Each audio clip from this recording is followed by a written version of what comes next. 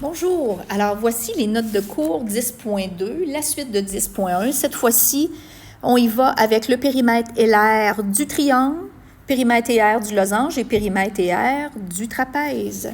Alors, premier que nous allons voir, c'est le triangle.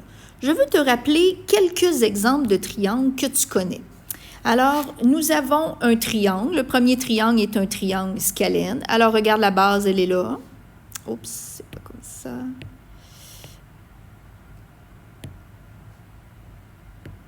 Alors, la base, elle est là. Ta hauteur, elle est soit à l'intérieur ou à l'extérieur.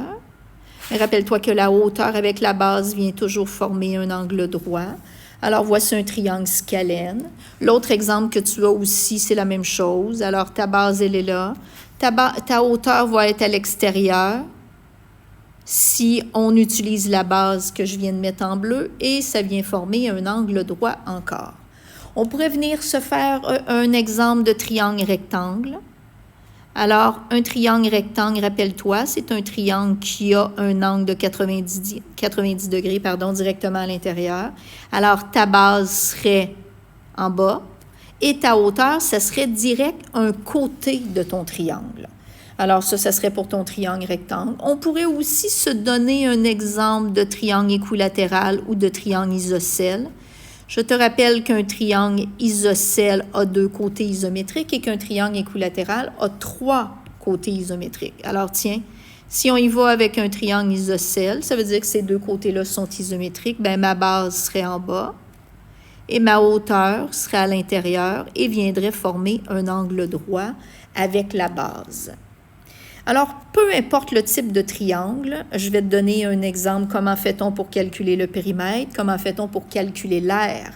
Si on prend le premier triangle, qui est un triangle scalène, on se dit que la base est de 10 cm, que le côté gauche 5 cm, droit 7 cm, et ta hauteur est de 4 cm. Tu veux calculer le périmètre de ce triangle-là. Alors, si je veux calculer le périmètre, rappelle-toi, tu vas aller additionner les 3 côtés qui forment la figure géométrique, donc le contour. Il faudrait que je vienne faire pour le périmètre 5, plus 7, plus 10, ce qui viendrait te faire 22 cm. Pour ton aire, alors ton aire, regarde dans ton encadré. Alors, on se rend compte, si on se rappelle la formule pour l'aire d'un rectangle, que la formule était base fois hauteur. Donc, si on observe un triangle, on se rend compte qu'un triangle est toujours la moitié d'un rectangle. Regarde, je vais venir compléter mon triangle en rectangle en faisant des pointillés. Alors, c'est pour ça que la formule pour l'aire d'un triangle, c'est toujours la formule pour le rectangle, base fois hauteur, que je viens diviser par 2, parce que n'importe quel genre de triangle, c'est toujours la moitié d'un rectangle. Alors, regarde ta formule base fois hauteur, divisé par 2. On va venir la mettre en marqueur. Donc, aire du triangle, base fois hauteur, divisé par 2. Je te rappelle encore que moi, j'utilise un petit point pour venir faire la multiplication.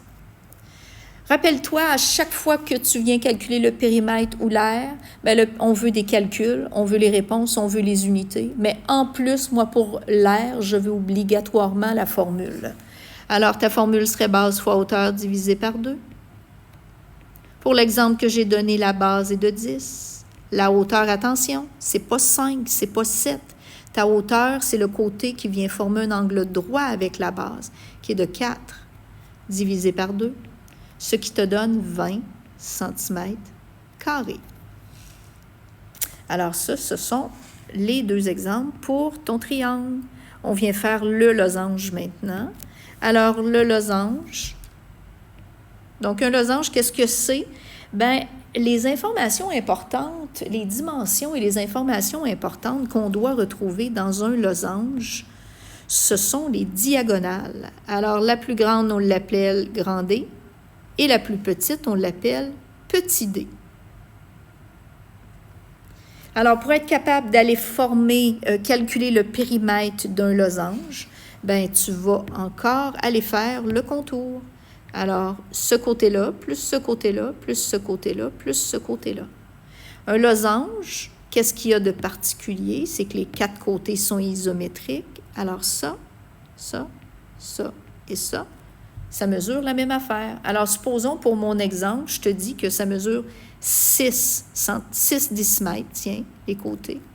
La grande diagonale mesure 9 décimètres et ta petite diagonale mesure 4,7 décimètres. Alors, que ton losange, que la grande diagonale soit en bas, comme le premier, ou qu'elle soit comme ça ici, c'est la même affaire.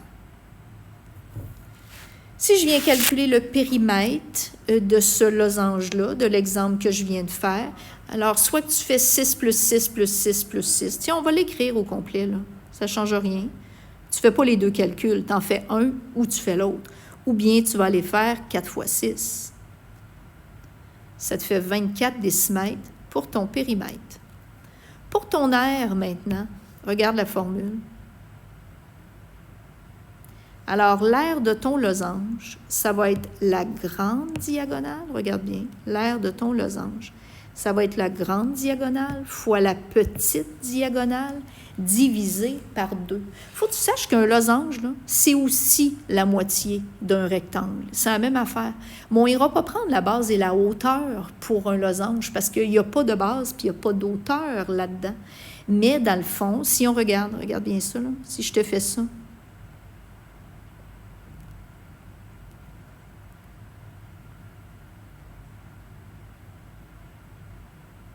alors, on se rend compte que ça, c'est la base de mon rectangle. Bien, dans le losange, c'est là, puis ça correspond à la petite diagonale. Ici, c'est la hauteur de mon rectangle. Bien, dans le losange, si on le trace, ça correspond à la grande diagonale. Alors, c'est pour ça que dans ta formule pour l'aire du losange, il n'y a pas de base, il n'y a pas d'auteur, mais on vient donner la formule en fonction des diagonales, la grande et la petite. Alors, viens écrire ta formule pour calculer l'aire. Donc, grand D fois petit d divisé par 2. Ta grande diagonale, on a déterminé que c'était 9. Petite diagonale, 4,7 divisé par 2. Et ça te donne 21,15 décimètres carrés. Alors, voici ton périmètre. Voici ton aire pour le losange. On est maintenant rendu à ton trapèze. Alors, le trapèze,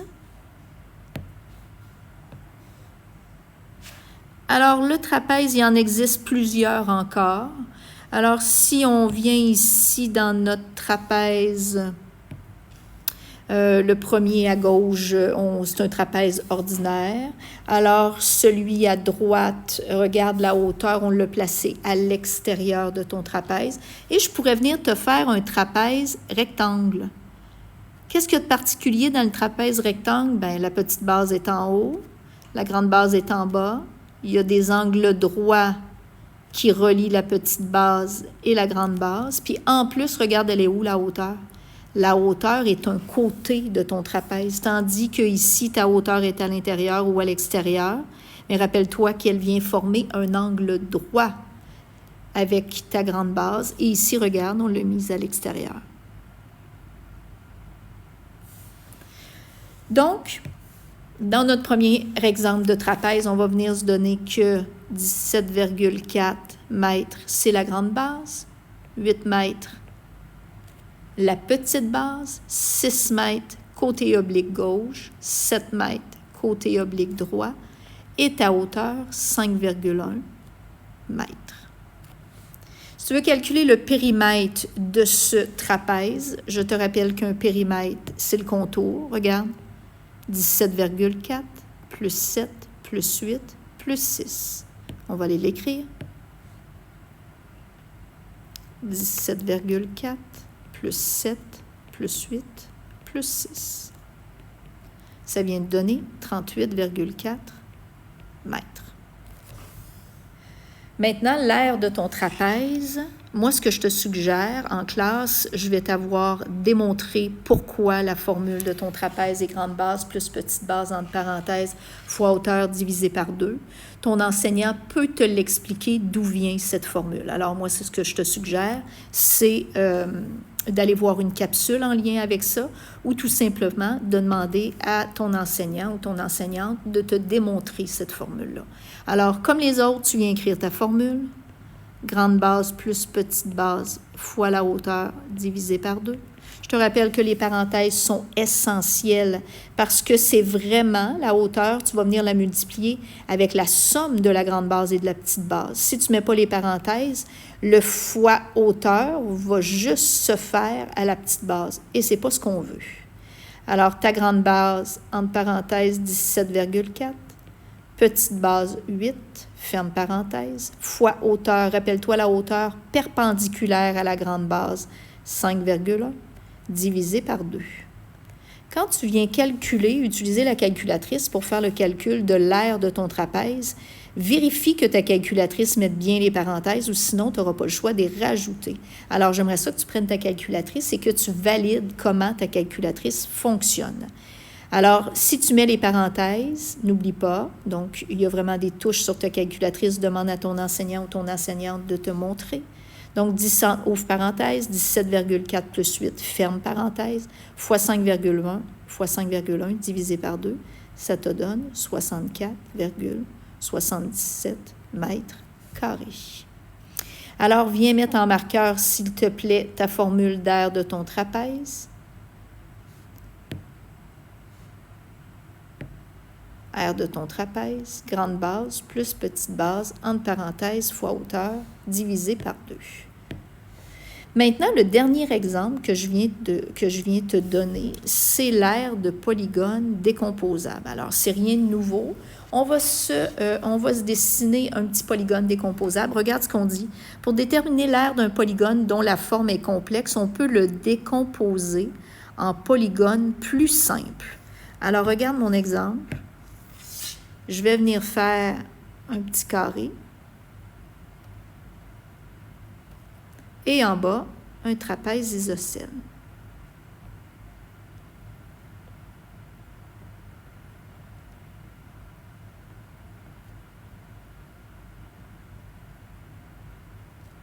Alors, ton petit carré, chaque côté mesure 5 cm. Ton trapèze, la hauteur de ton trapèze est de 4 cm et la grande base de ton trapèze est de 7 cm. Si tu veux venir faire les calculs de polygones décomposables, je te suggère fortement de faire des calculs clairs et d'identifier ce que tu es en train de faire. Premier calcul. Tu vas venir calculer l'aire de ton carré. Ta formule, nous l'avons vue, côté fois côté, ou côté à la 2, 5 fois 5, ça donne 25 cm². Deuxième calcul, l'aire de ton trapèze.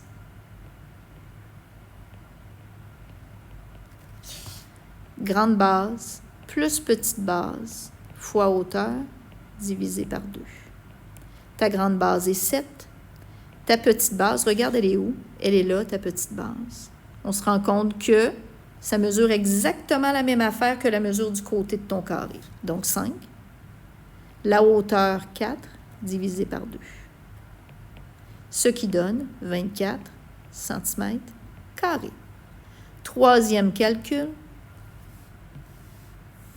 Tu veux venir faire l'aire totale de cette figure décomposable. Alors, 25 pour l'aire de ton carré, 24 pour l'aire de ton trapèze, 49 cm². Alors, voici ce qui termine la capsule concernant l'aire de ton triangle, de ton losange et de ton trapèze. J'espère que ça t'a aidé.